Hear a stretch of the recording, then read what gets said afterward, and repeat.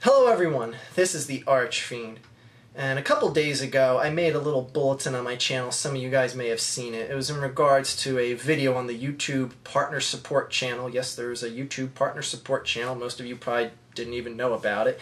Anyways, I'm going to link the video right here on the screen. If you don't have the annotations turned on, I'm going to link it in the video description as well.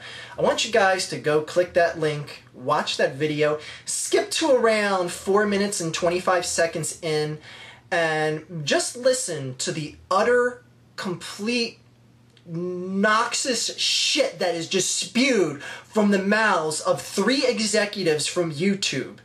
Now, what this video is, like I said, 3 executives from YouTube that are being interviewed by Mr. TheWillOfDC, who I'm going to now refer to as Will, the coward of DC, douchebag, sycophant, lapdog, fanboy, bitch, company, yes man to YouTube. It actually says it on his business card, I'm pretty sure. But anyways, Mr. Will of DC gathered some questions that were put on a forum like some months ago, and people were to vote on what questions you want him to ask these executives at YouTube, and they were going to give their answers. And the reason why I told you to skip to 4:25 in that video is because that's the part of the video where they get to Will asking the question of, you know, a lot of people in the community here on YouTube think there's like a different set of rules for, you know, higher up partners versus lower rung partners, and that the curriculum or rules of the community guidelines are not enforced equally. So he asked that to them, and they reply with, well, we just want everyone to know that we guarantee there is one set of rules and only one set of rules that everyone is to follow here on this website. And then like the other 2 chime in with the same bullshit, and they just start talking on end about, yeah, there is no like top tier system or middle tier system or Joe Schmo tier. Everyone follows the same rules here. That's how it's always been. YouTube, I understand why you do what you do, but why lie about it? Why just outright lie about it? You're going to tell me the top tier YouTube whores, the elites, follow the same rules as everyone else? And even to back this up, the one guy in the glasses says, yeah, well, there's numerous instances where we've had to discipline the top tier partners. Name one time. There's no proof offered on anything. They keep talking about how when the community brings forth the violators and they report violations, they are followed up, and they are followed up by someone in person. There's no computer behind the scenes or anything like that. It's an actual person. Do I need to go over all the numerous instances of false flaggings that we all know about that exist here on YouTube? Just complete bullshit of anyone claiming copyrights against a video that's being uploaded? And you're going to tell me that those false flaggings never happen to top tier partners? No one has ever tried to false flag a Shane Dawson video? Has any of Shane Dawson's videos been false flagged? No, they haven't. You know why? Because he's untouchable. And YouTube is going to sit here and they're going to tell us, oh, don't worry, everyone has the same guidelines to follow by. Oh, the same guidelines that say using misleading metadata like tag loading, misleading thumbnails, misleading titles.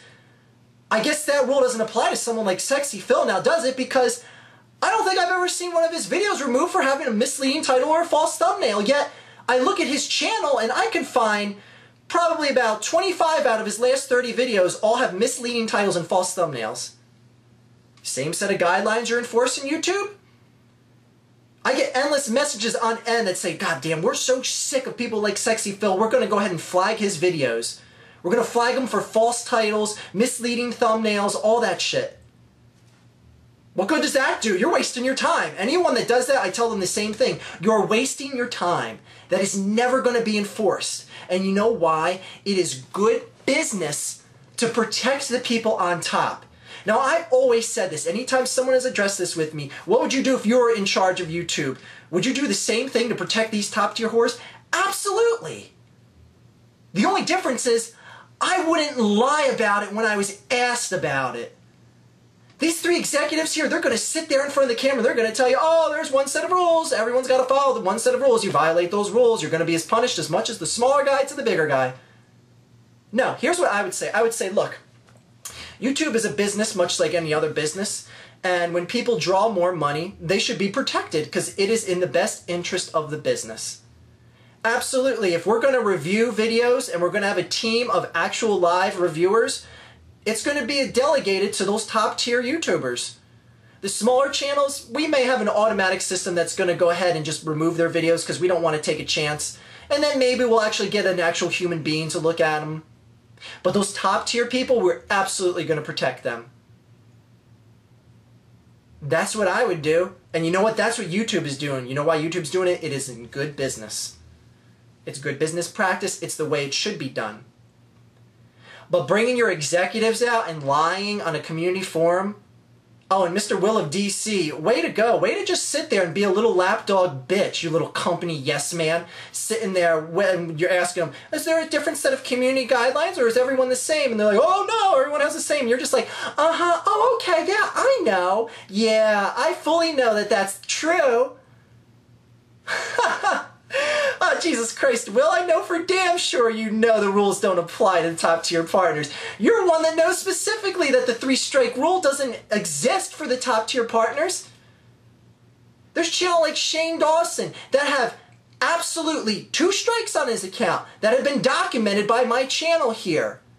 The Martin Luther King Day video and a video that I talked about, I'm going to say about 6-7 months ago, that's 2 strikes on his account. Once you get a 2nd strike, you shouldn't be able to upload a video.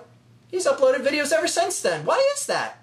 It's almost as if the 3-strike rule doesn't exist for him, yet he has 2 absolute strikes, and he hasn't fought those strikes because the videos never came back. Those are 2 absolute strikes on his account. Why is he still able to upload videos, Will? You used to be roommates with Ray William Johnson. Don't you have any insight about how the system works? You do a lot of work behind the scenes for a station like The Station. You know a lot of the inner workings here. You're just going to sit there like a little yes man? Mr. Big YouTube Success here. I love the part at the end there where they talk to you, Will, about how, could you tell us how, you know, people could be a big YouTube success here? And you got like so flat, oh, well, you know, you got to have proper metadata, and, you know, I've always used the, you know, proper headlines, and I never try to mislead people or anything like that. They're talking to you about being a YouTube success? Seriously? You have 300,000 subscribers to your channel. Your videos nowadays average 25,000 views. That is a single-digit percentage up against the amount of views versus the channel subscribers that you have. And they're going to ask you on how to be a YouTube success? Now, granted, I'm not sitting here and saying I'm any better or bigger, but goddamn, I have 22,000 subscribers and I can get over 10,000 views on every video. And yet, you can get just over double the amount of views with multiples the amount of subscribers. And you're going to sit there with your little smile and nod and say, well, this is how you be a success. You got to make sure the metadata is correct and you don't have false titles. Oh, bullshit. You know as well as anyone else how you get ahead here on YouTube. You use misleading titles. When someone popular does a video like Shane Dawson, mimic that title. When someone has a popular pop song that comes out, do a shitty spoof video of that. Use those misleading thumbnails. Once you become a partner, mislead thumbnails out the ass. Take a look at White Boy 7th Street. Has anyone brought down any of his videos yet? Is he getting a shitload of views? He doesn't care if he's getting hate. He's getting a shitload of views. He uses misleading titles and thumbnails out the ass.